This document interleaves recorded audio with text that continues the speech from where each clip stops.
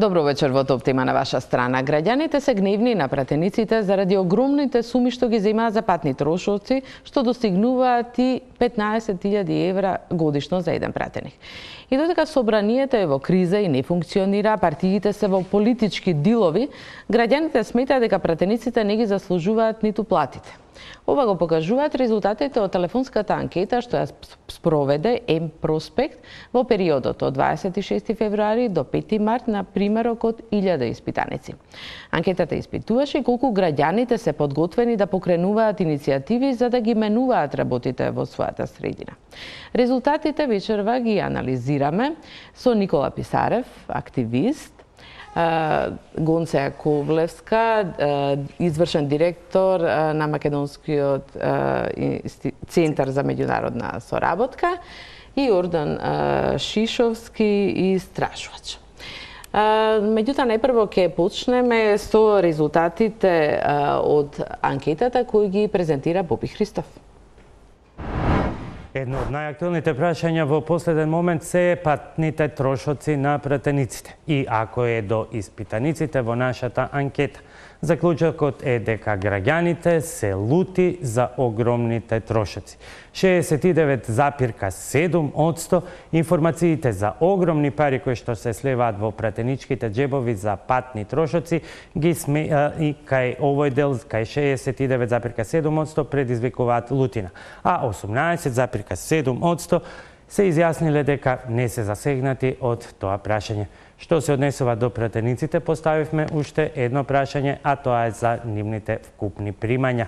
Огромно мнозинство повторно од граѓаните сметаат дека пратениците земаат преголема плата. Или попрецизно, 67,2% сметаат дека пратениците земаат висока плата споредено со функцијата и обврските што ги имаат. Само 1,9% сметаат дека платата не е ниска и 16,3% сметаат дека платата која што ја добиваат пратениците е доволна. Одамна се ветува промена на големината на патните трошоци, но во реалноста не се случува ништо. Очигледно партиите се единствени кога е во поглед нивната добивка. Прашање е колку и овие податоци ќе влијаат на пратениците. Сања? Боби, да, тоа е првото прашање. Можам да кажам дека резултатите веројатно се очекувани. Само еден податок, Јапонија денеска донираше помош во вредност од 450.000 евра за поправка на училишта во Македонија, а пратениците на СДСМ, ДУИ, ВМРО, ДПМНЕ само од мај до ноември потрошиле или земале 208.770 евра. Значи половина од ова помош отишла кај пратениците. Па Јордан, влие ли ова расположение на граѓаните воопшто на пратениците или ќе промени ли нешто? Мислам дека нема да промени. Знаете, Македонија не е нормална западноевропска демократија. Во Македонија политичките партии не се изградени според моделот на западноевропските демократски партии, како што е Шведска и така натаму. Сепак ние живееме малку по на југ и нашите партии повеќе функционираат како италијанската мафија, отколку како европските партии. И тука функционира принципот на така наречена омерта. Тоа значи во мафијата тоа е код на честа, така наречена чест, каде што за криминалот не се зборува, не се пријавува, едноставно се молчи. И сега гледате, имаме ситуација во која што партиите меѓу себе си се обвинуваат за 300 работи, имаат 1001 етикета едни за други. Едните се предавници, другите се режимли, едните се не знам што, се навредуваат, се плјукаат секојдневно, го пренесуваат тој револт и гнев и кај самите граѓани, кај самите симпатизери на едните и на другите партии. Меѓутоа, кога станува збор за поделбата на пленот, на грабежот на граѓаните, де факто, настанува апсолутен молк. Тука пред се би очекувале, ако навистина има луѓе со интегритет таму, прво самите пратеници да истапат и да кажат луѓе ова не е во ред.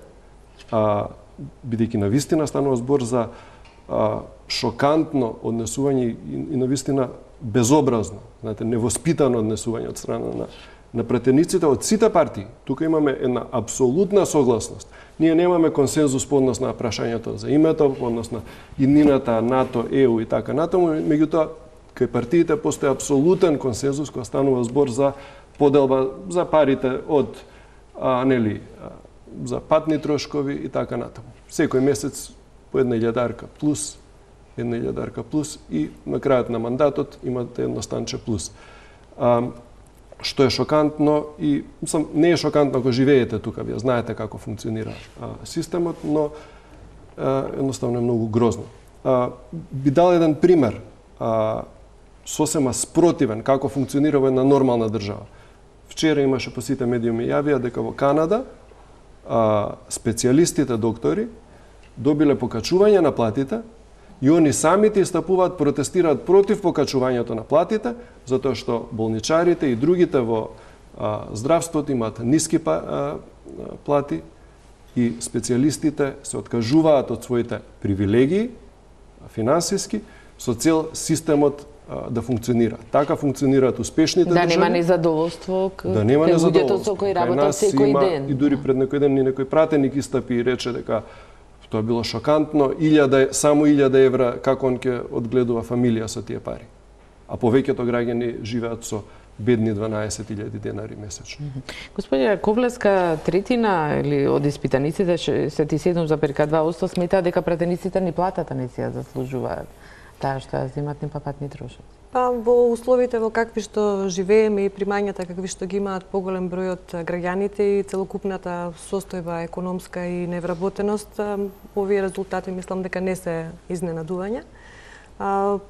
Повеќе или помалку се очекувани, ние формулирајќи ги прашањата се обидувавме да не бидат ниту наведувачки, ниту да влијаат било како врз граѓаните, затоа и прашавме за чувствата кои што ги будат овие прашањето беше какво чувство ви овие сознанија кај нив, затоа што имајќи ја предвид целата дебата што се водеше овие последни месеци во јавноста, јасно беше какво е расположението на граѓаните.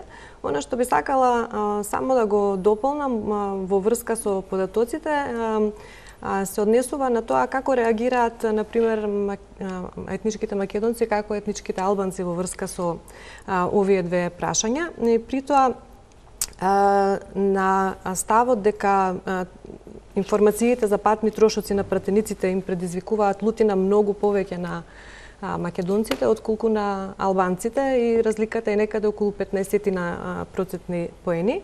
Исто така постои што не е некоја голема разлика. Не е голема разлика, меѓутоа не е ни за занемарување. И исто така има 10% поени разлика и на прашањето, односно на одговорот дека немам никакви чувства и повторно водат етничките македонци, односно поголем е процентот кај етничките македонци кои што се индиферентни на некој начин во поглед на овие информации. Во врска со висината на платата, исто така има разлики, овде се малку поголеми разликите, некаде околу 20% поени, така што е веројатно прашање за дополнителни проверки на што се должат кај овие две групи на испитаници разликите во одговорите на прашањето. Господине Писарев, граѓаните се гневни на своите избраници. Нели, пратениците се народни избраници. Има сепак излегуваат и за нив гласаат. Така, излегуваат, гласаат за платформи, за програми, за ветување и така натаму. Се имат, барем ја гледам два проблема зашто граѓаните се толку гневни за патните трошоци. Прва работа, што ние и јас сум дел од тие што верглаа за Бонева, Волку возела 3 пати до Месечина, 4 пати до Марс, 12 пати околу земјината топка, 7 пати во една недела го извозела Париз Дакар, за да сега имаме некоја нова Бонева која што се вика Мира, која што требала да не биде нели соборец до вчера и така да и така да. Тоа е еден проблем. Вториот проблем многу поголемиот, кој што луѓето ги нервира, поготово оние малку посвесни граѓани. Тоа е што луѓето сваќаат дека пратениците мутат вода, дека они не возат. Е сега, тука значи имаме корупција. Они наоѓаат, прават некакви патни налози. Ја не верувам дека секој ден возат тие пратеници. Исто као што ја фаќа, нели има сега и СЈО случај кај што за Бонева конкретно дека најдоа кога била на седница, а приложила патни трошоци, или била не знам каде, а приложила патни. Истото, ако се изанализира и на новите пратеници, ќе дојме до истото. Сега, тоа е, ако они прават, пазите, ако некој што треба да ја брани државата од корупција, да прави нешто, тоа е биде собранието, да биде власта. контролор на власта, контролор на се, да не однесува некаква подобра. Ако тој прави криминал, што очекувате од луѓето? Мислам, многу е нормално да бидат гневни, јас сум гневен и секој е гневен. Дури, јас сум гневен на злоупотребата на патните трошици. Може би не на таа висина која што реално е дупло поголема, деветнивните коли дупло поише се кршат од колите по кои што се прави пресметка за сите други кога возат, нели, приватно возило. Знаеме дека е 11, 12, 13 денари. Ако одите на пат некаде, толку може да наплатите од било колку. Они наплаќаат 20 и кусур 30 денари, демекнивните коли се кршат 3 пати повеќе и уште згоре на тоа го злоупотребуваат тоа. И прават, буквално тоа е корупција. Тоа е корупција, за тоа се одговара. Ако јас на работа направам дека сум бил кучкундалево, а не сум бил кучкундалево, приложам све и ме фата дека не сум бил кучкундалево, ја ќе ми смалат плата, ќе ме избркаат од работа и така да. Писарев како активист ве прашувам што би можеле граѓаните да направат во случај кога пратениците, и мојот колега Боби кажа во презентацијата, очигледно немаат намера ова да го променат. Има некој предлог закон за минимално намалување, имаат очигледно поддршка од владата, премиерот Заев пред неколку дена изјави дури дека допрва ќе дискутира дали да им купат на пратениците автомобили или станови или значи нема намалување. Што би можеле во овој случај, еве Шишовски е песимист дека воопшто ова незадоволство ќе влијае на пратениците, има ли нешто што граѓаните може да направат за да влијаат тоа да се промени? Не знам, не сум размишljал премногу. Прва работа е да доследно се почитува она што вика законот, да знаеме кога дошол тој, дали стварно бил во Струга или во Лабуништа, или откај што доаѓа овој, како се вика, од тој што земал најмногу. Меѓутоа морам да ве прекинам, дури и да нема злоупотреби и кога е по закон, во 90% од случаите има. И кога е по закон, патните трошоци по начинот на кој се пресметуваат се навистина високи. Високи се. Мора да има некаков начин. Сега, колку граѓаните се спремни е друго прашање, тоа е прашањето на активизмот. Колку ние како луѓе сме спремни да се бориме со тоа прашање во услови кога има многу други прашања. И затоа тоа секогаш ќе биде под черкич. Тоа е прашање тоа треба да биде прашање на политичка битка многу повеќе отколку на граѓанска битка.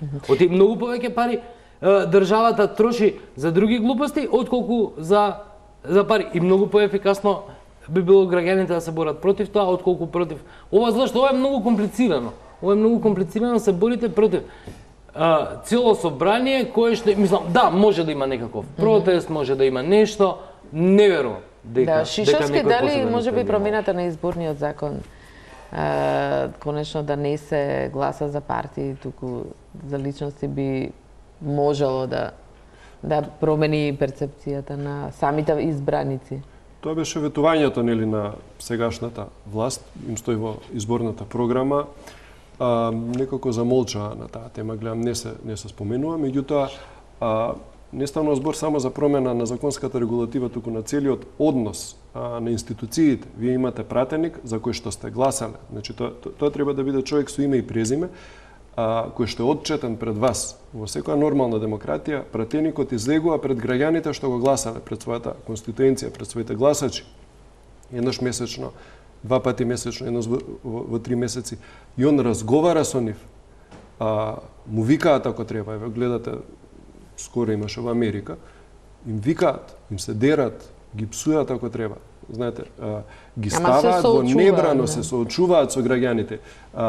Поставување прашања, пратенички прашања, тоа не е пратеникот да излезе. Пратеникот излегува со прашања од име и презиме. Некој го гледа во британски парламент, Джереми Корбин излага име и презиме, тој од неговата од тоа и тоа село, прашува, ја прашува премиерката, тоа и тоа. Значи, мора да има директна отчетност и она што е најбитното, мора да има казнливост. Тоа ни е едно хроничен проблем во држава што нема казнливост за ниту една работа. Но во однос на изборниот законник ќе се вратам.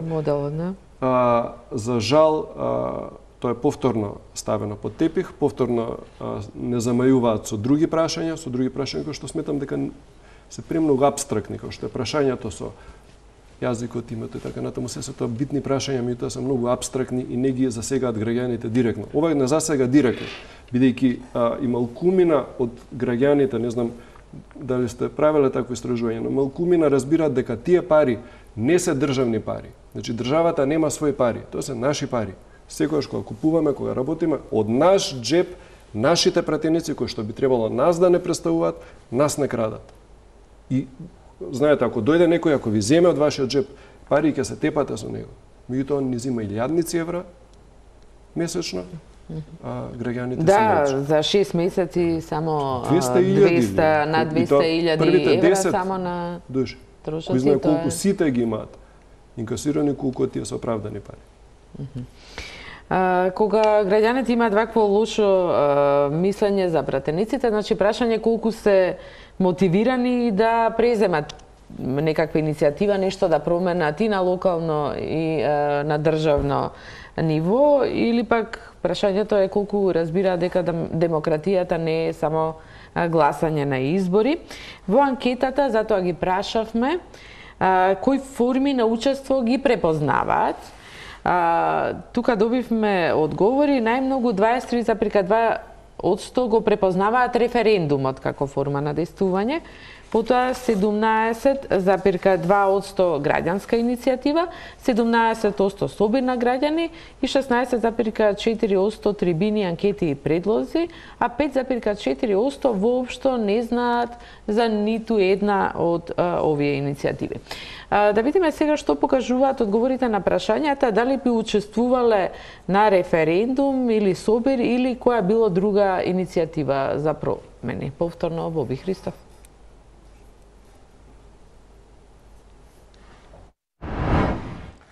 Граѓанскиот активизам или поедноставено учеството на граѓаните во процесот на одлучување или влијание врз оние кои ги носат одлуките е многу мал, е заклучокот што може да се наметне од прашањата кои што следат. Бидејќи повеќе од половина од испитаниците се изјасниле дека не учествувале во ниту една форма, но би сакале.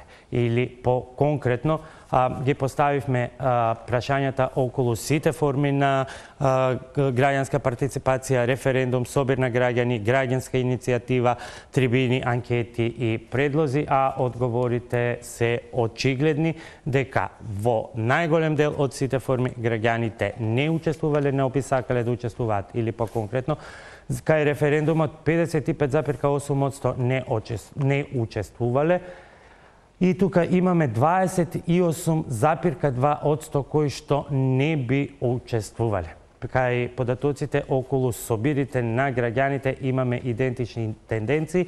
Ќе ги коментирате во текот на дебатата. Она што е специфично се граѓанските иницијативи под кои што се подразбираат представки и граѓански предлози за поднесување на закони. 50,5% не учествувале, имаме дополнителни 30% кои што не се заинтересирани. Поединечно зошто и на што се должат овие податоци ќе препуштам во текот на анализата на Сања со твоите гости во текот на тамошниот тек на дебатата, но одиме на следното логично прашање, да ги прашаме граѓаните зошто се ваквите очигледни негативни трендови, дали се работи за апатија или незаинтересираност, и одговорот е прецизен. 34,8% не веруваат дека некој ќе ги земе предвид нивните сугестии. Потоа следуваат оние 28% кои што се неинформирани за своите права и можности да предлагаат закони, 23% се незаинтересирани, 7% се жалат на сложените административни процедури. Интересни показатели, да слушнеме што ќе покаже анализата. Сања, повелете. Благодарам, Боби. Заклучокот тука е дека половината од граѓаните велат дека никогаш не учествувале во ниту една форма, ниту на референдум, која е најчеста форма на граѓанска иницијатива, ниту на другите, но велат дека би сакале. Гонце, дали има разлика тука кај врстувањата или по етничка основа, дали има некоја драматична разлика? Интересно е дека на препознавањето референдумот е најчесто препознаената форма на граѓанско учество. А кога ги гледате податоците за тоа во што најчесто во последните 5 години земале учество, референдумот е најниско котиран.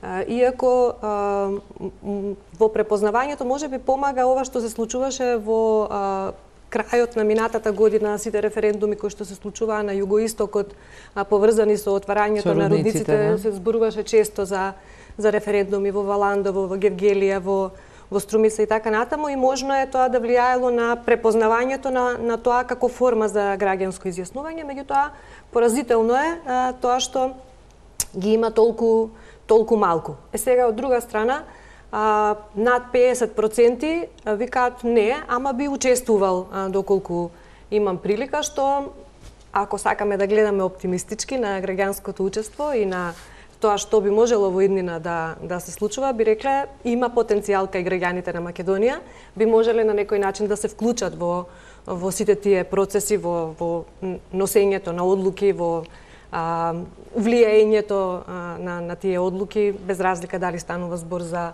локално или за национално ниво. И тоа е, така да кажам, на некој начин охрабрувачки. Што се однесува до желбата за учество, таа најмногу ја има кај, или барем декларативно, затоа што станува збор јас би учествувал, би сакал да учествувам, најмногу ја има кај помладите, односно оние од 18 до 29 годишна возраст, и кај студентите, а како расте возраста, така се намалува, да речеме, таа иницијативноста и желбата за учество. И во овој дел жителите на Вардарскиот регион се поприлично заинтересирани за учество на ваквите форми на изјаснување и на граѓанско учество. Така. Писарев, како вие ги толкувате овие резултати, дека граѓаните половината не учествувале, ама би сакале да учествуваат и на референдуми, на собири? Да. Ние имаме и квантум на гласачи, некаде 60 и кусур насто, така да овие бројки не се така страшни од 50%. Тоа некој активно население, верувате дека ние не можеме да рачунаме поише од тие што гласаат на избори. Значи тоа е некаков максимум кој што сега не знам беше 60 и кусур поста на последните избори, докај 70 никогаш не отишол погоре. Значи никогаш нема ни да отиднеме. Не можеме да отиднеме погоре. Имаше една анкета која што се бавеше со слични прашања пред 4-5 години. Да, меѓутоа била 30% дека не би ни учествувале. Воопшто. Нормално. Пазете, ако ги земеме категориите на јавност, какви се активни, неактивни, и секогаш имате 1% на нејавност. Луѓе кои што ништо не ги интересира. И нема да се вклучат. Нив име гајле и за генералните прашања, нив име гајле и за ЕУ, и за НАТО, и за едно друго, за све име гајле. И име гајле дали цапаат во кал, дали имаат здрава вода за пиење, дали ѓубрето некој им го чисти, дали живеат во полудепонија или во депонија, тоа е. Тие бројки треба да се стреби на некаков просек да дојдеме кај што граѓанското учество може да биде. Јордан може да ме коригира, он поише ги прати тие бројки, меѓутоа е еднакво или повисоко на излезноста на гласањето. Затоа што пак формите на граѓанско учество, поготово на граѓанско учество на локално ниво не засега лично. Не засега лично од токму и заради тоа не зборуваме референдум за името. Апсолутно, тие референдуми, тие работи се многу јасни. И затоа сметам дека треба да сме нормална држава, таа треба да прави предуслови да овие бројки одат нагоре. Тоа е многу лесно ако се послушаат работите. Ако ние имаме 7-8 општини кои што излегоа против рудниците за злато и користење на цените и такви работи, ако имаме 7 општини, тоа треба да се реши. Тие луѓе ќе бидат охрабрени да и понатаму практицираат непосредна демократија, без разлика дали е тоа собир на граѓани, дали е тоа граѓанска иницијатива или референдум. Односно, во една таква акција сите фази тие ќе ги помине еден граѓанин. Значи тој ќе биде член на активистичка група, потоа ќе биде член на граѓанска иницијатива, па ќе биде член на онаква формална граѓанска иницијатива, ќе треба да се потпише или нешто во канцеларија на Дик на улица, не е битно каде, за да дојде референдум да ги натера своите комши, другари, пријатели и други да гласаат и така ќе се практицира демократијата. Сега, главното прашање е дали неговиот глас го фрлил во канта за ѓубре или го дал и некој ќе го валоризира тој негов глас. Значи, ако утре, заутре, се успее во намерата да не се изградат тие рудници, тогаш може да сметаме дека барем и би било добро кроз 3 или 4 години да се направи практично едно истражување таму да видиме колку граѓанската свест во некои делови е дигната или спуштена токму врз разлика на тоа каков притисок вршеле граѓаните врз власта и какви биле реакциите на власт. И степениците што ги спомна Никола за тоа дека ќе учествуваат во неформална па во формална и така натаму и јас би додала на крај и во некоја иницијатива која што успешно ќе заврши. Апсолутно. Затоа што тоа е она што навистина ги мотивира луѓето да понатаму продолжат да се вклучуваат во тие процеси. Ние имаме голем број на примери на неуспешни примери. Добро, тука не можам ја баш да се сложам. Тука стално јас самиот го викам тоа, имаме неуспешни примери на граѓански иницијативи. Добро, ајде да ги видиме поголемите граѓански иницијативи. Имавме студентски протести кои што доведоа до некакви одолговлекувања. Значи, пазите, не е решено ништо, ама не е решено као што некој сакал да, односно не е уништено. Тоа е мој најпрост. Значи, имавме референдум за ГТЦ, изгинавме 2 години, 3, меѓутоа ГТЦ нема барок. Тоа што он сега пушта вода меѓутоа референдумот беше референдумот, пазете, не треба да ги гледаме работите дали бил референдумот успешен. Дали битна целта, дали била остварена за кое што се направила граѓанската акција. Отиде да земе иницијативата за спас на Радика. Таму немаше референдум, таму имаше голема притисок од јавноста, имаше петиции, имаше тие скалила на граѓански иницијативи, невозможно беше да се распише референдум, ама таму требаше уште 2015-16 кога се сеќавам да се почнат градежните работи на Лукополе, таму не е чепнато ништо. Нормално, сега треба државата да смени стратегија за енергетика 2020, 30, 50, која година таму како одат тие скалила, за да тоа се ефектуира, за да една граѓанска акција биде ефектуирана, да влезе во некаква законска или стратешка. Така да, или Охриде СОС исто така како граѓанска акција која што се разви, исто така има резултати. Има резултати, така да не можам да се сложам секогаш дека све што сме правеле било за џабе, затоа што не е, пазете, да трнеме од 2009 процесите пак е недовербата голема. 34 за преку 8% не веруваат дека недовербата ќе биде може да ќе се намалува само со две работи. Прво, кога проблемите и активистите ќе наоѓаат начин да вклучат нови луѓе, да ги вклучат во процесот, да видат што е како е тоа. Едниот пат за да се судрат луѓето сами со проблемите и вториот пат е да постои некаква валоризација од страна на носителите на одлуки на она што граѓаните јасно се Шишовски, кога ги гледаме социјалните мрежи, таму, да речам, отпорот, таму критиките се многу големи, дури кога се организираат преку социјални мрежи собири, еве последните беа за аерозагадување, поддршката е голема, кога ќе се случи собирот, многу мал дел од тие ќе се појават. Социјалните мрежи на некој начин служат можеби како реакционерна алатка, начин наместо за мотивирање и за мобилизација на граѓаните, поише служат за нивно издувување. Луѓето порано се расправа, баба ми се сеќавам, на телевизорот му викаше, сега ќе си викнат на Facebook, друг ќе му кликне лайк и ќе се издува и ќе си помине. И подоцна не излагуваат. Ова не излагување сум малку по-песимистичен од Писарев. Самата бројност на луѓето што излегле не е толку битна колку што е битна причината заради која што граѓаните се мобилизираат. Ако гледаме во минатото и сега моментално има, да речеме, многу голема мобилизација граѓанска. Колку е таа битна? Колку е битна свесноста? Кој е импактот на каузата за која што се борат врз животите на граѓаните? Неколку години поред, Тетово е најзагаден град во Европа.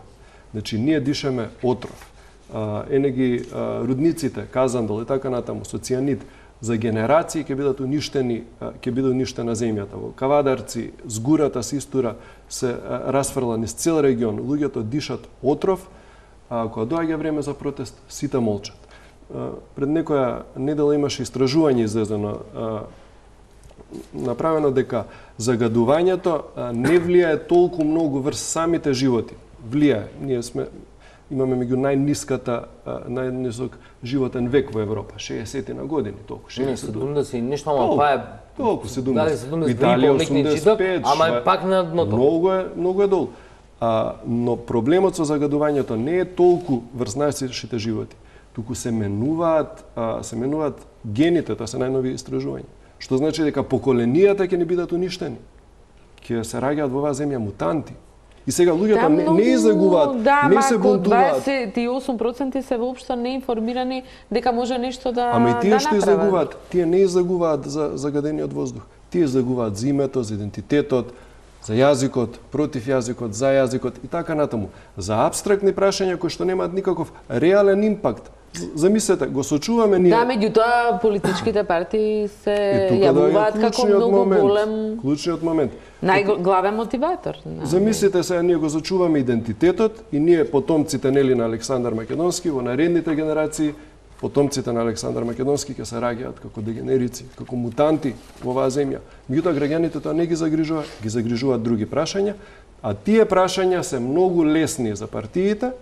Партиите тука се лепат како паразити, за секое движење ги користат, многу лесно ги мотивираат, ги мобилизираат граѓаните и граѓаните загуваат, мислат дека нешто направиле, а во основа нивото на свест е за жал многу ниско.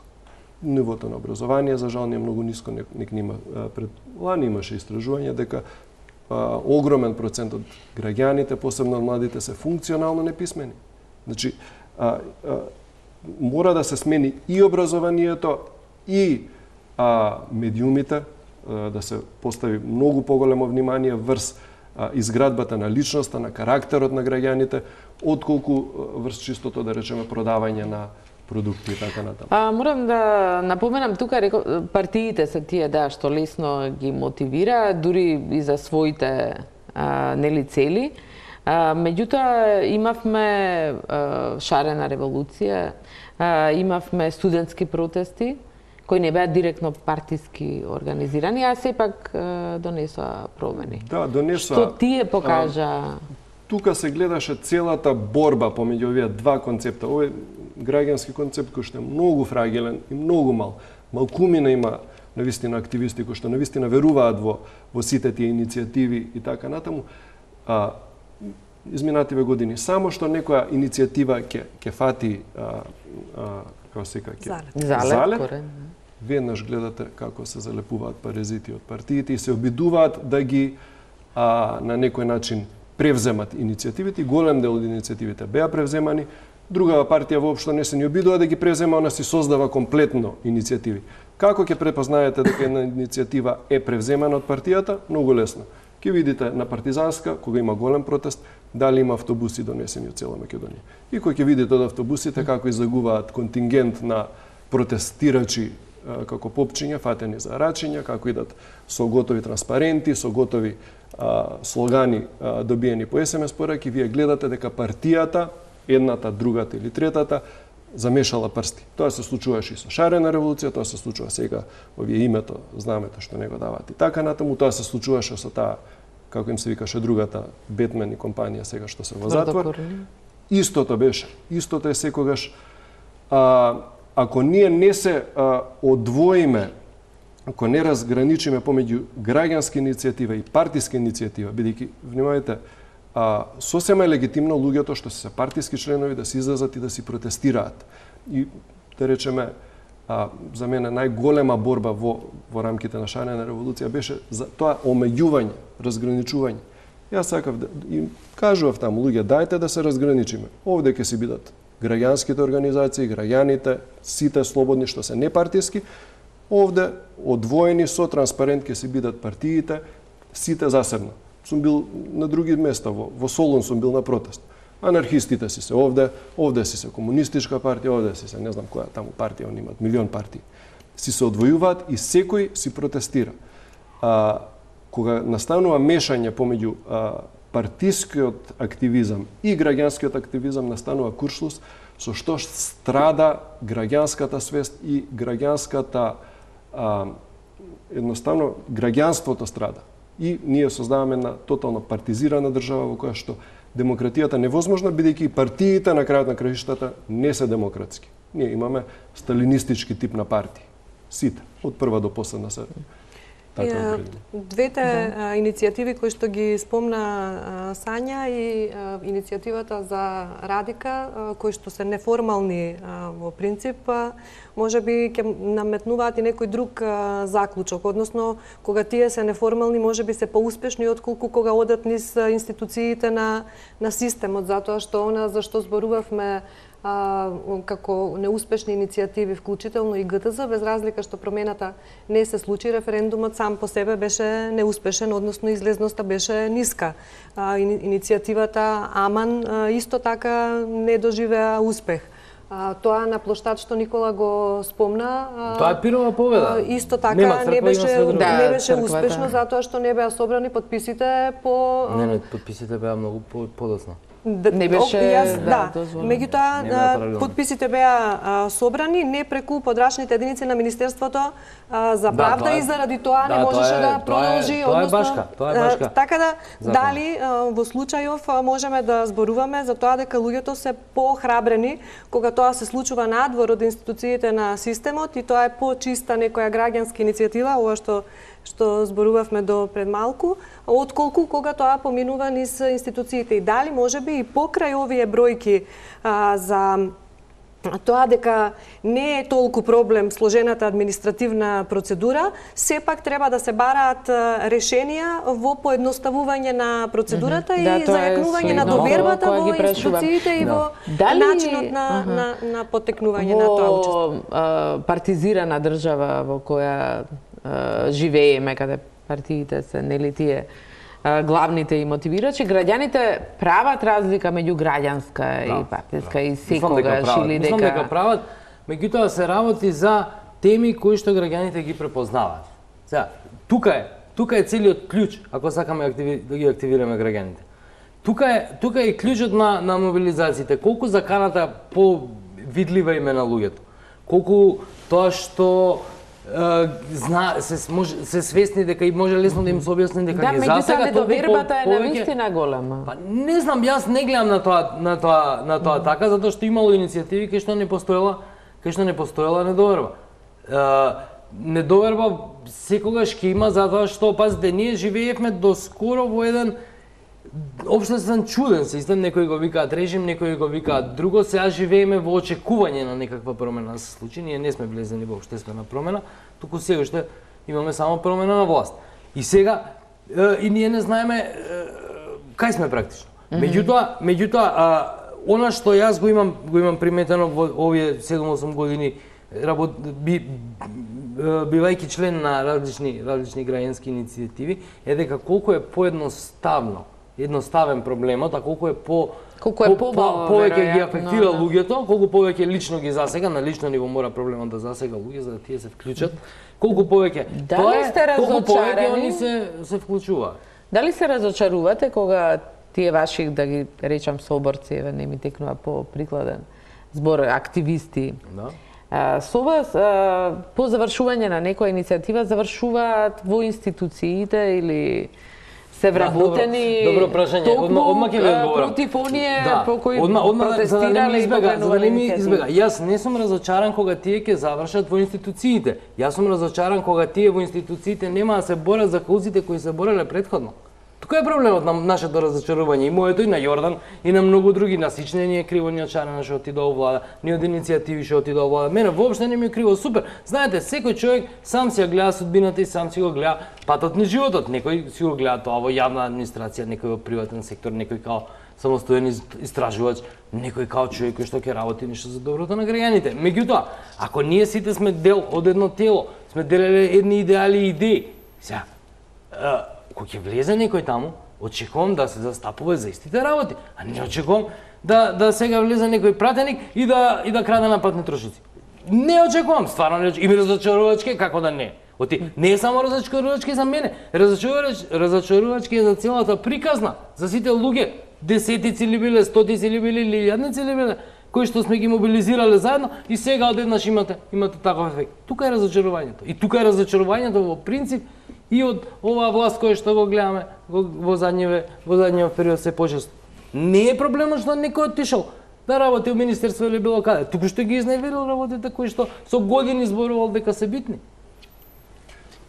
Смене не толку разочарувачки, колку што е разоткривачки.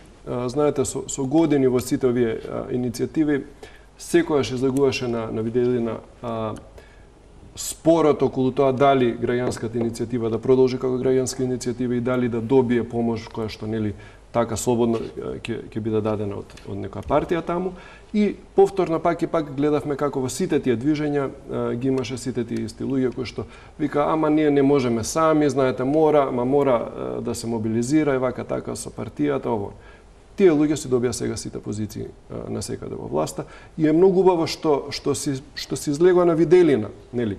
Но она што мора да го направиме и во граѓанските иницијативи и они самите што мора да го направат и би било многу честно и искрено да се кажат: океј, до сега јас бев граѓански активист, решив да влезам во партија, си влегувам во партијата таа и таа бидејќи ги споделам тие и тие како се вика вредности.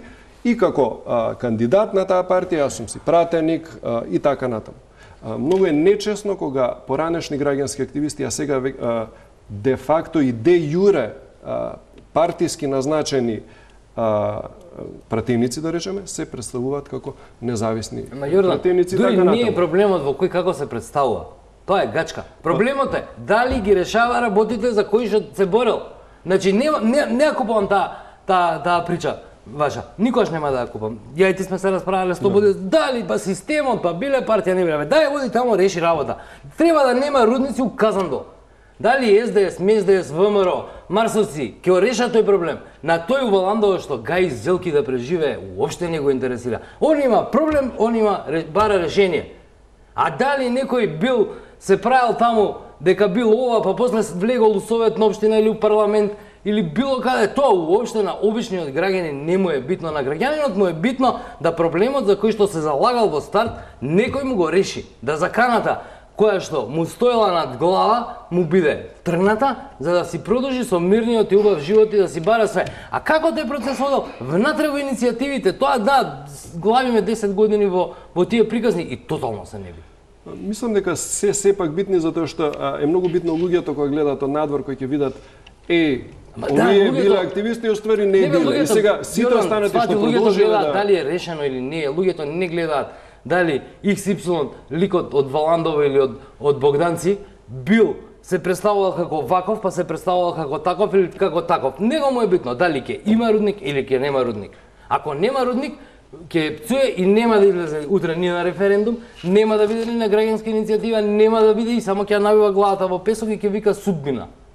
Ќе вика судбина, тоа е оваа држава, ништо не можеме да смениме и така ќе оди надолу, ќе одат овие бројки, наместо да гајме демократија, наместо државата да оди напред, граѓаните да осеќаат сила дека може да сменат нешто, ќе наведнуваме главата, ќе наведнуваме ти наведната глава сабија не ја сечи, ќе легнеме главата долу и нема ни сабија више. Тука ќе направиме една куса пауза за реклами и се враќаме на дебатата. Во дебатата го споменавме Валандова, референдумите против рудниците. Луѓето кои се одлучуваат да инициираат разни референдуми и други граѓански иницијативи се цел на притисоци, уцени, напади. Топта има на ваша страна, истражуваше во Казандол, каде што најгласните поборници против рудникот на Казандол во моментот се под таков вид на притисоци. Истражуваше Александар Манасиев. Казандол, село со околу 40 на куќи, во кое живее турско население, надалеку познато по својата кроткост и работливост. Денес е синоним за новиот рудник за злато, на чија изградба се работи дење и ноќе. Еден рид го дели селото од рудникот. Во Казандол се слушаат само ветрот, кравите, овците и секако децата. А нив ги има многу бидејќи селото е живо. Селската идила ја нарушила полициската акција спроведена во саботата во неколку куќи во селото. Полициски инспектори ги претресувале куќите и шталите, барајќи докази за кражба на нафта, нешто што за прв пат се случува во селото. Главна мета на претресот било семејството Мулалиев. Случајно или не, едни од најгласните поборници против рудникот. Инспекторот влеве тука, побара нафта, улје и го зема од тука, ми рекол, вие предмети ќе го зема. Викам, слободно зема. И ми влезе инспекторката на син ми шапас, куќата таму, жена ми отвори вратта и претесе дури фриждерот. И побарале под кревето побарале. Оружје ли бара, дрога ли бара, не ми кажували. И сега и не мора да се кажат, они надлежни органи. Мулалиев е огорчен, смета дека полицијата му го извалкала името, представувајќи го како крадец. Два пати сум бил Саудиска Арабија, Медина, Мекке. 2009 и 2010. Ако јас така нешто, пример, ако ти крадам нешто, јас џаба сум отидел. Јас не смеем дури некој да те видам, мора да покажам. Ако не кажем филан човек, то краде, то направи, како да сум јас правил? Како на мој душо? Мулалиеви се богато сточарско семејство. Има 400 кози и овци и над 50 крави, 3 трактори, станови во Скопје. Во, викам, се од пото е печалено, не викам од таквото. Ваше рекол вака, се викам од пото. Видиш што гледиш тука се што има. Неговиот син Усаин се сомнева дека претресот е поврзан со отварањето на рудникот. Прв пат полиција ви бегува? Прв пат дојде, да. Прв пат Сагдич имал згубен нешто, ради Сагдич дојде. Мислите дека е притисок за рудникот? Мислиме за тоа, да. Рудникот. Од компанијата Сардич, концесионер на рудникот, демантираат дека тие пријавиле во полицијата. Сардич МЦ нема пријавено кражба на нафта и нафтени деривати од страна на поединци од локалното население и врз компанијата не е предизвикана штета. Доколку компаниите подизведувачи во рударскиот комплекс Казандол имале било каков проблем со кражба на нафта и нафтени деривати, во упатуваме деталите и договорите да ги побарате од компаниите подизведувачи и од надлежните институции. Валандовската полиција, која го извршила претресот, не упати информации да побараме од СВР Струмица, од каде пак не откриваат кој е пријавителот. Со наредба на судија на претходна постапка, од страна на полициски службеници при секторот за внатрешни работи во Струмица, извршени се претреси во објекти во село Казандол, во кои се пронајдени предмети за кои постои сомневање дека потекнуваат од извршени кривични дела и истите со потврда за привремено одземени предмети се одземени. Истрагата е во тек, се работи на целосно расчистување и документирање на настанот. Сепак од семејството Мулалиев се сигурни дека станува збор за притисок поради нивното гласно противење против рудникот. Сега одман кога тоа се случи, селто нешто чинале, одман дојделе утре ден 5-6 души од Казандол зема за работници да работат как ни. Сега работат да не дигне, разбирате, да не штрајкува, да не поплака. Илија Тумбов од Богданци на својот Facebook профил прв објави за полициската акција во Казандол. Според него, вакви и слични притисоци ќе продолжат. Две фамилии се претресени во Казандол.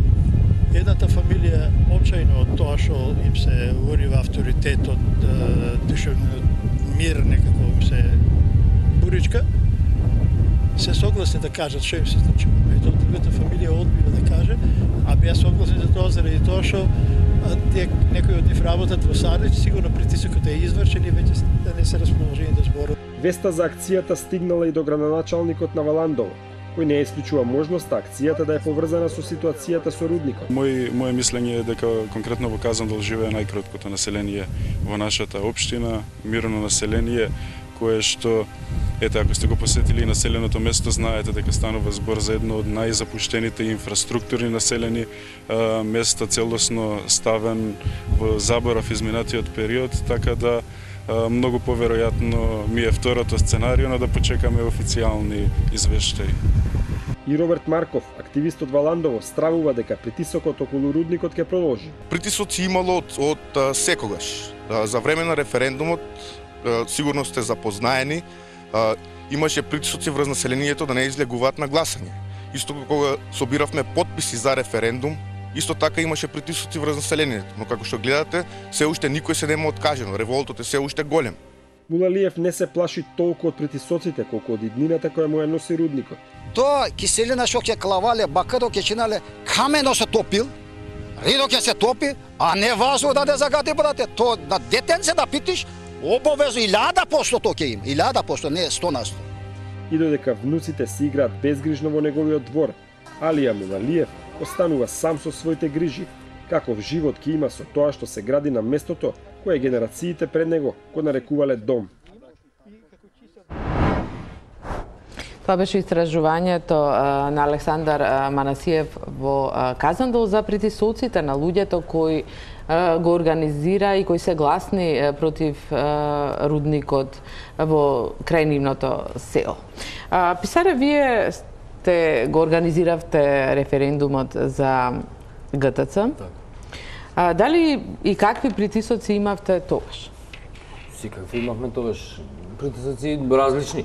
Исламот закани, директни, по телефон, фейсбук мрежа, така дале, до, например, сега тоа е пандан на кршење партиски штабови, например, нас галеријата, кај што се работеа 90% од работите за ГТС, имаше обиди да се, она е па среќа така направена, тешка за уништување, меѓутоа имаше искршење некои ќошиња, нешто такво, меѓу другото колата, ладата црвена, символична, која што ги тераше луѓето на гласање и така дале, беше украдена ден после референдумот, као една символична порака, така да имаше притисоци доста, не само кон мене, имаше кон сите практично повидни членови кои што бевме, имаше закани, да не се гласа, тоа лично не зборам, јавна администрација и слично. Кој ви се закануваше, да ви сугерира?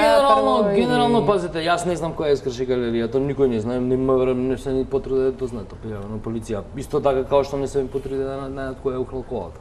Така, генерално се работи за анонимни закани. Сега има луѓе кои што знаат по име и презиме шефот како му се вика на работа, што му викал да не оди да гласа.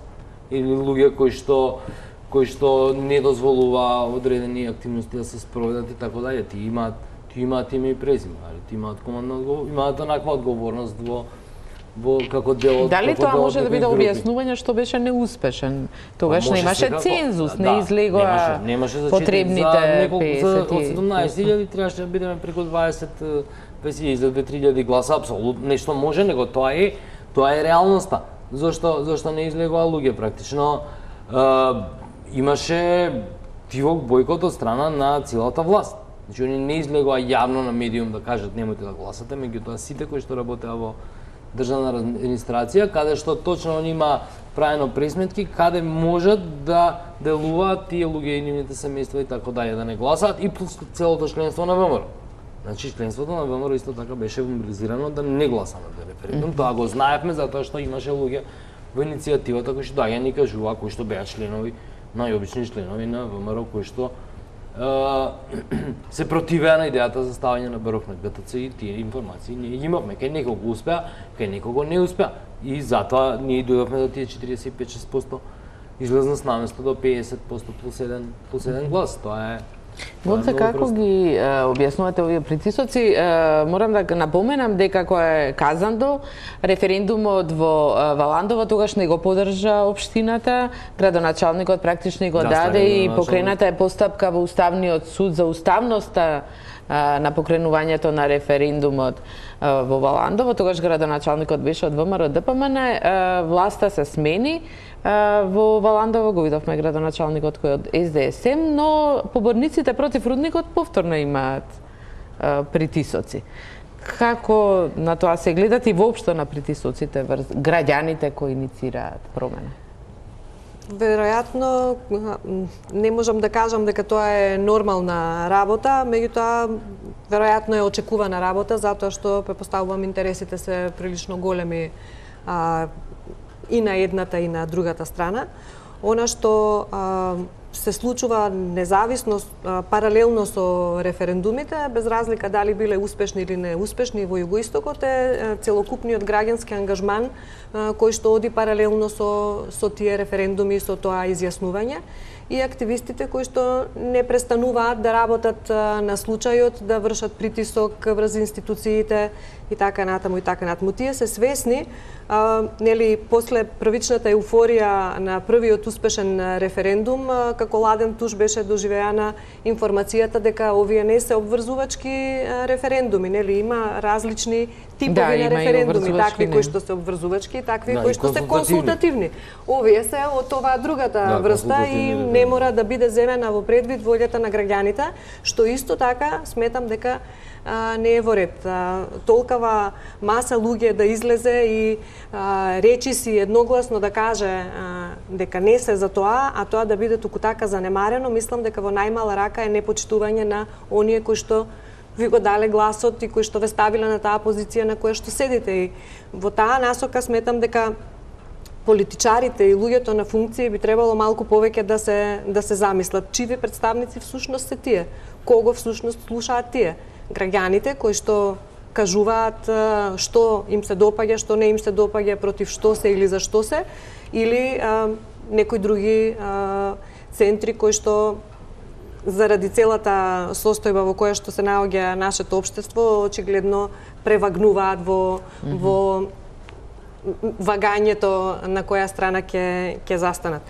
Сакам да кажам дека ние сите тие форми, сето тоа граѓанско учество и сето тоа на што инсистираме, не само како граѓански сектор, туку како граѓани генерално, не е нешто што во моментот е во тренд или е модерно. Туку е нешто што му е потребно на општеството. Да, сите иницијативи е нешто што не за сега. Шишовски, вашиот коментар? Видите, сега треба да отвориме на друга тема, тоа е за економскиот поредок во кој што живееме, значи ние живееме во капитализам. И ваква ситуација е нормална во онаа првична фаза на капитализмот, кога приватните интереси и приватните моќта на крупниот капитал е асиметрична со моќта на обичниот граѓанин. Односно во општество во кое што не функционира правната држава. Земјите на Запад сватиле дека во таква ситуација кога луѓето немаат што да прават пред интересите на крупниот капитал кој што сака да им го одземе полето, сака да им го уништи, да им уништи средината, се креваат на револуции. За да нема такви работи, луѓето решиле ќе направиме правна држава кај што луѓето ќе можат да се тужат и ќе можат да се докажат на суд и да си ги одбранат своите права.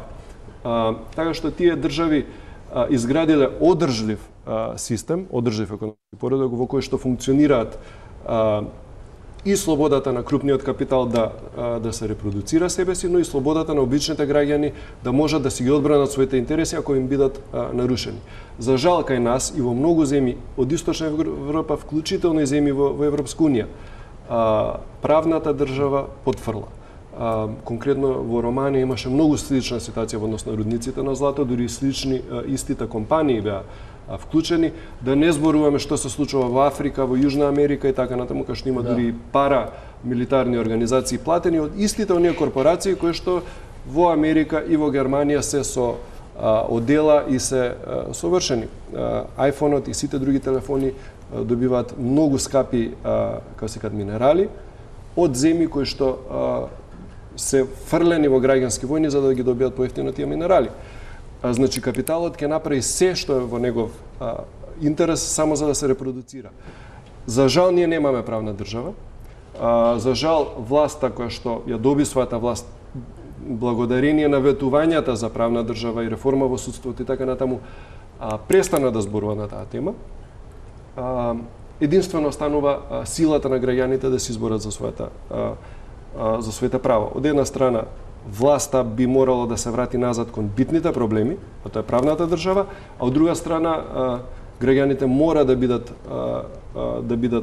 опстојат на својата борба и ќе бидат жртви на терор од страна на бизнис интересите. Бидејќи Македонија не е баш функционална држава, според повеќе извештаи на Европската комисија дефинирана како заробена држава. Заробена држава е онаа држава во која што крупниот капитал успеал дали преку партија, дали преку одредена институција, буквално да ја зароби државата и да ја исцицу. Што би можеле граѓаните да направат и што треба да се менува за тие да можат дури да предложат закон или да променат некој закон? Ќе видиме од последниот дел од резултатите на нашата анкета, презентира Боби Христов. Занимарлив е успехот досега на граѓанските иницијативи со кои граѓаните успеале на партиите или пратениците да им наметнат да донесат одреден закон. Затоа прашавме дали има потреба од промена на постојните процедури кои што генерално се сметаат за сложени. Но добивме мощни специфични одговори.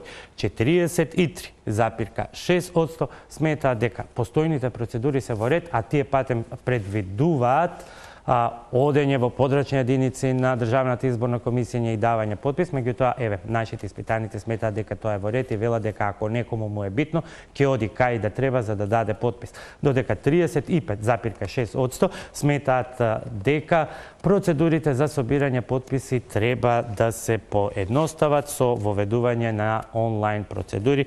Останатите се 9,2% ниту за едната, ниту за другата алтернатива, 10,1% не знаат.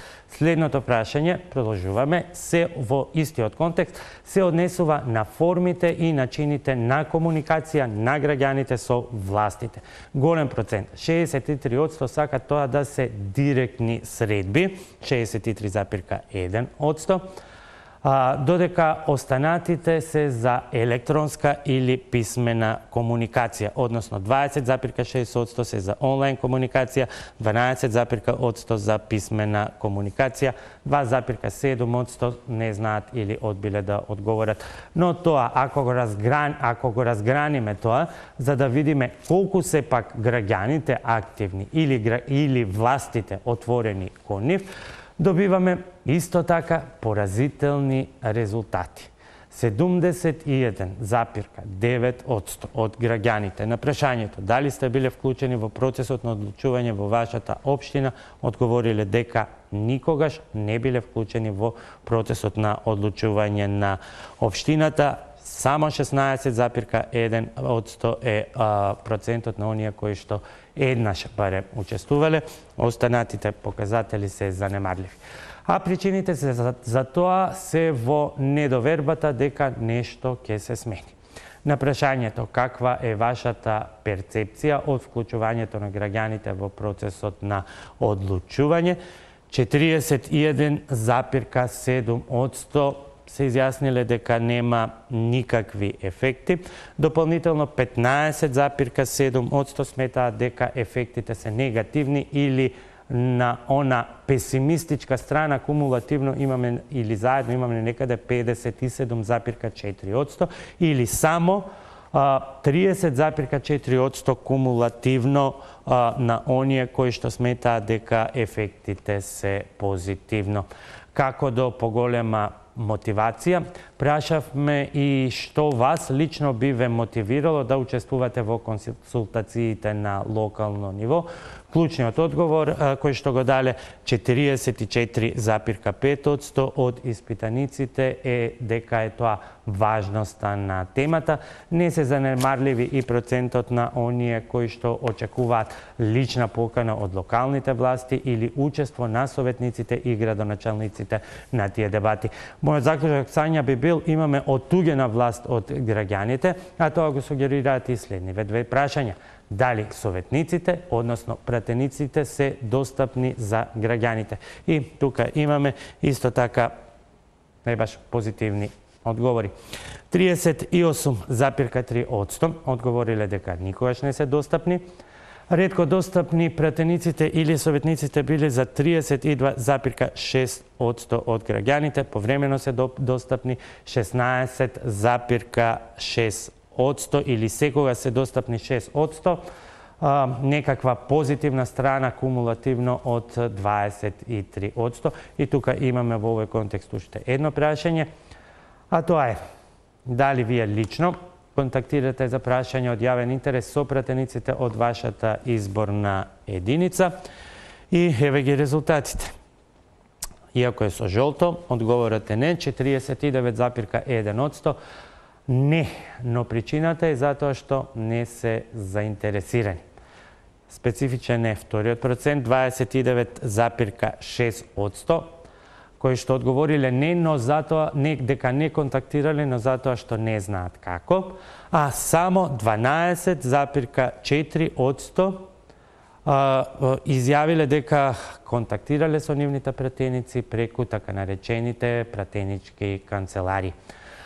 Апатични граѓани, оттуѓена власт или нешто трето? Што е причината? Сања, имаме доволно показатели за анализа. Повелете.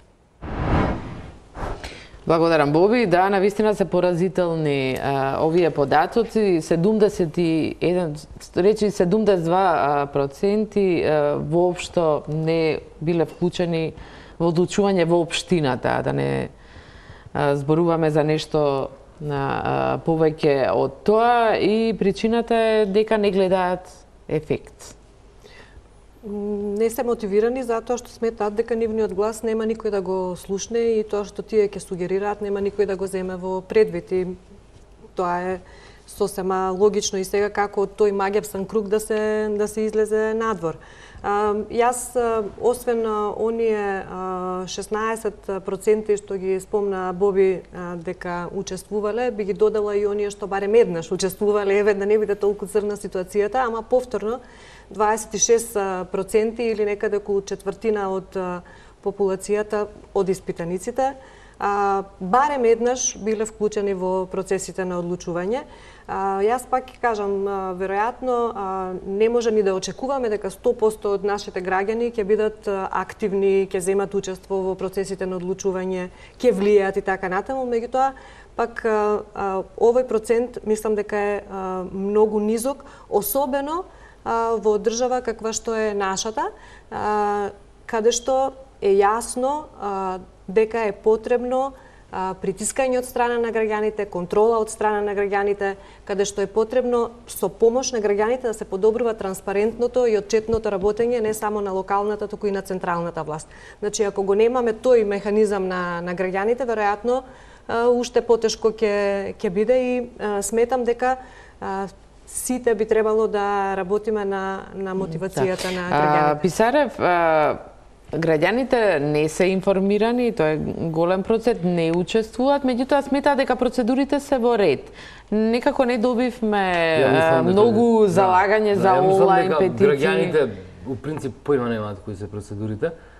Да се распише референдум, колку тоа фурни значи, која е таа процедура која ќе треба да се изоди за да се прво ви требаат дамо 100 потписи или процент на број на жители во потписи за да дојдете до фаза за да можете да правите некаква граѓанска иницијатива или референдум, па после официјално да собирате потписи во подрачна единица на Државна изборна комисија. И како изгледа тоа? Тоа изгледа хаос, значи Плошна Слобода праја 2009-10 анализа дали е можно за оној референдум за 14-та исцрквана плоштад и се друго. Да. И излезе дека на 42 или 43 секунди треба по еден човек да влегува во ДИК и да се потпише, за да се соберат 25% од број на население на општина Центар.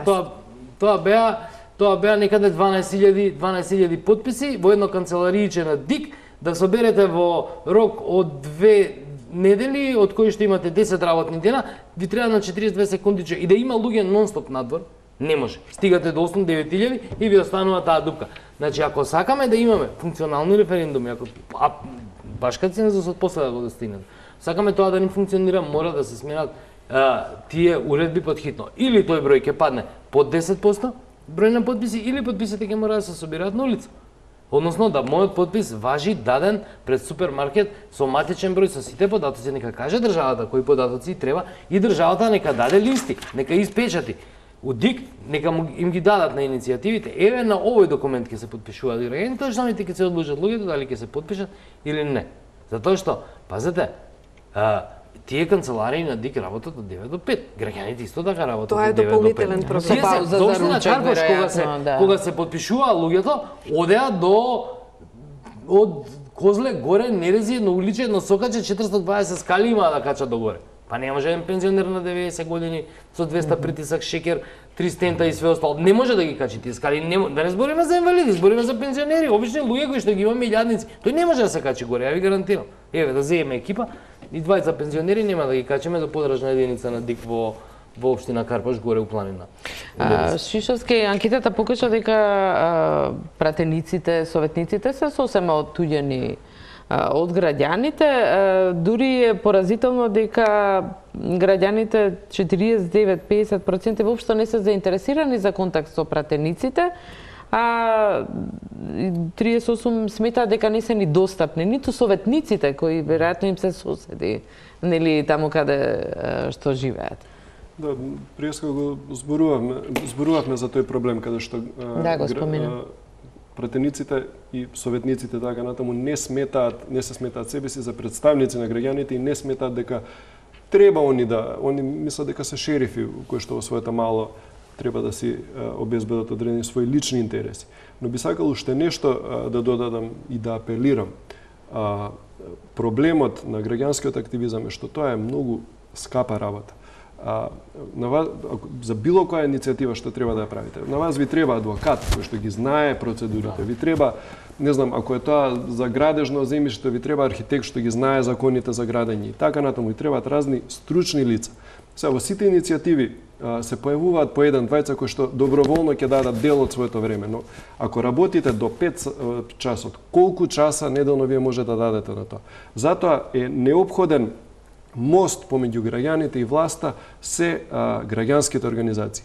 За жал во Македонија е многу проблематично е финансирањето на граѓанските организации, односно многу малку пари има за граѓанските организации. Најголем дел од средствата доаѓаат од надворешни финансери, од Европска унија. Иако и државата треба да ги финансира, но еве да речеме годинава го стопираше финансирањето, дури не одлучи како тоа ќе го спроведе Гонца. Другите држави не можат да знаат што на нас ни требаат. Они си имаат своји интереси, си имаат своји истражувања кои што не секогаш се поклопуваат со интересите на граѓаните тука. Затоа и самата власт сега, која беше во опозиција, за време на изборите ветуваше промена на системот на финансирање на граѓанските организации и голема транспарентност. Сето тоа исчезна, им дадоа работни места на одреден број активисти, со тоа замолчаа голем дел од граѓанскиот сектор. И тука мислам дека треба да биде фокусот на граѓанскиот сектор. Мораме да притиснеме за промена и поголема и потранспарентна финансирање на граѓанските организации и на иницијативите, помош, стручна помош и така натаму. И сето тоа да биде едноставно пофункционално. Да речеме даночни олеснувања и така натаму. Постојат многу модели, не мора ништо да измислуваме, но мора да има за тоа политичка волја, а за тоа мора граѓанските организации да бидат многу по-жестоки и по-силно да нагазат кон власти. Само сакам да додадам кај државно финансирање на сета декларативна, сега веќе можам да кажам дека била декларативна заложбата на претходната опозиција, сегашната власт, дека се тоа ќе се среди и ќе функционира, на сета отвореност кон граѓанскиот сектор, на сето повикување да се вклучат во процесите граѓанските организации. За жал, на прашањето кое што навистина им е важно на граѓанските организации заради нивната одржливост и нивното понатамошно функционирање, буквално закажа. Да е финансирано. И за крај, Писаре, веќе сме на крај на емисијата, што може да се направи граѓаните да навистина да го искористат мојта што ја имаат и да ги решаваат? Граѓаните се многу анчаре. Значи, ние имаме едно затишје под неколку месеци кое што е природно кога очекувате нешто да се смени. Како гледаме дека работите не се менјаваат, пак остануваат истите средства за борба, така да ќе си оди тоа. Граѓаните со тек на време колку повеќе ќе имаат успех, толку повеќе ќе ги земаат работите во своји раце. Така да ќе има од битки за кал до битки за ѓубре и се друго во Дали вие лично одите кај советниците, кај градоначалниците или пратениците? Не можам да се воздржам да не се искарам. Ако отидам, така да боле да не одам. Многу е подобро да не одам, него да одам, пошто јас не знам да се карам малку. Тука е мојот проблем, ќе почнам за едно, па ќе завршам кој знае на што и избегавам. Добро, тоа е вашата причина. Граѓаните очигледно и натаму не заинтересирани. Па они се незаинтересирани, само уште една секунда, ако може. Они се незаинтересирани затоа што, ајде, ќе ги оставам пратениците на страна. Они општински советници, они треба да бидат тој линк кај што луѓето ќе разговараат со нив и каде што резултат на тој разговор на 1, 2, 3 малџи ќе вроди со плод. Кога такво нешто ќе почне да се случува кроз 5 или 10 години, ние можеме да очекуваме да поучени од позитивни искуства и позитивни примери, луѓето разговараат и со пратениците и да развиваме вистинска демократија. Затоа што најбитно за практицирање на демократија, верувате, не е собранието, него се општинските совети. За жал, во малите места 30% се незавршено основно образование советници имаме од сите партии. Така да не можеме многу да цигаме. Ви благодарам сите на учеството. Тука е крајот на топ тема на ваша страна. Останете со Телма, имајте пријатна вечер.